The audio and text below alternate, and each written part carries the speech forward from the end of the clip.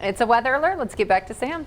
You know what? We're actually tracking some more extreme fire danger through a lot of the viewing area today. It's a combination of strong winds, low humidity, and some warm air, but it will be cooler than yesterday.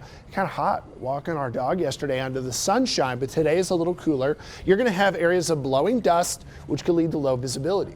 Now, we're tracking some flurries out around the Palmer Divide. That's going to be in the forecast for tonight. Teller County is included, but as far as accumulation goes out of the system, from everything we can see, it does not look like much. If we find accumulation, it's in the grass, and I would say it's more likely at Larkspur than it is like Monument or Woodland Park.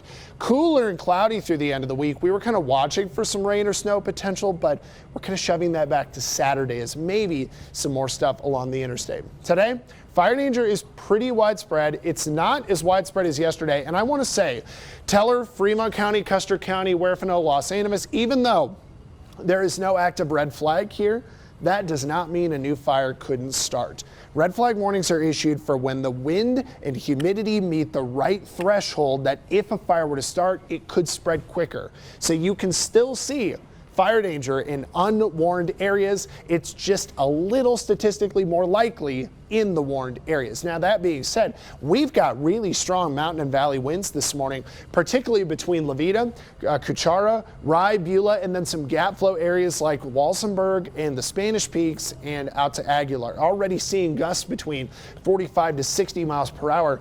And it was kind of that windy the entire night, which isn't overly common. Usually in the evening, the atmosphere, something called decoupling, the atmosphere will separate a little bit. The stronger winds kind of flow back up away from the ground, but it didn't really happen there overnight. And through the daytime, you're going to see your winds out of the southwest, gusts between 30 to 50 miles per hour. Some of the strongest winds will want to stay in that same area we've been talking about this morning. High temperatures, 60s and 50s from Colorado Springs to Denver. A little cooler under a frontal boundary there, and then along Highway 50 and south. We're going to stay in the 70s. Now, we will get tonight a chance of a little snow shower between Teller and northern El Paso County. But it's like I've been saying, if we actually see accumulation, it's more likely to me up by Larkspur. Now, within the next 7 days, a lot cooler. Usually, we should average about 61 to 62 for a high in the Springs. But most of the 7-day is below that, especially in the next few afternoons. So the benefit here is we do get your house to stay a little cooler, so you're not really running the air conditioning or anything late in the day and then the evening to cool it down, almost more of the heat here. And a chance of rain is possible Saturday and then again next week.